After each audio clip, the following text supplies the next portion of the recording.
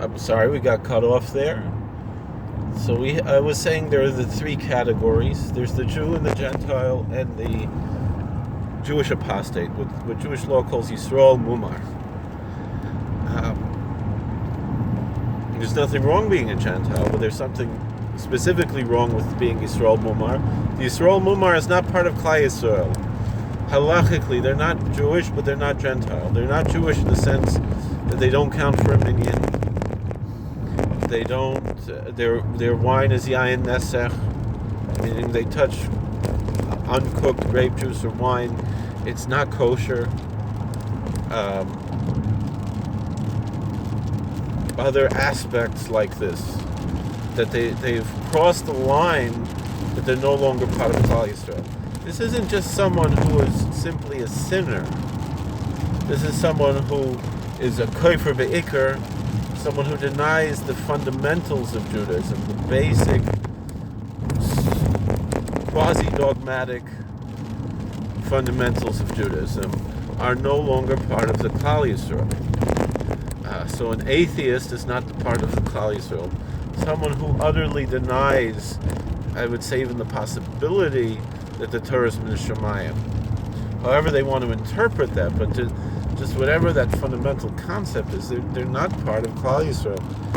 Essentially, really, someone who denies the Tchias HaMeisim, someone who denies the resurrection, whatever that means. We can admit that we don't understand it, and we accept it as a mystery, and it's something that we accept on faith, and yet we understand that other religions request a lot more be accepted by blind faith, and generally it's understood and generally accepted that this is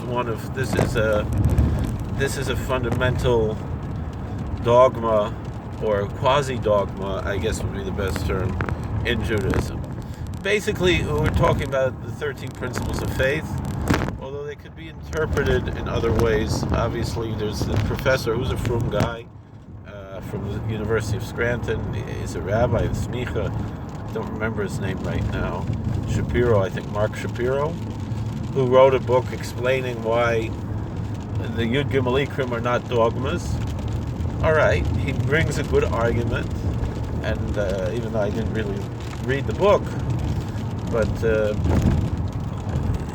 even if they're not dogmas, we can at least, although many would understand them to be dogmas, and there are obviously those who disagree with Rabbi Shapiro, Professor Shapiro, Rabbi Shapiro, I'll give him the honorific of rabbi, because he is a yid who knows how to learn. He's not, he's not nobody. He's not on Oretz, and he's a Shemitah mitzvahs.